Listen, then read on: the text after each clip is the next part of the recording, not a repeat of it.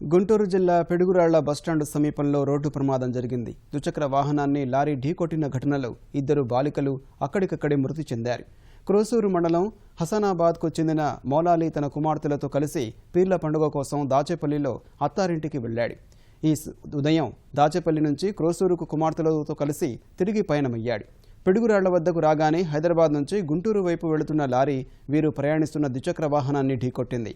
ప్రమాదంలో షాహిదా, జాను బేగం ఘటనా స్థలంలోనే ప్రాణాలు కోల్పోగా మౌలాలికి గాయాలయ్యాయి.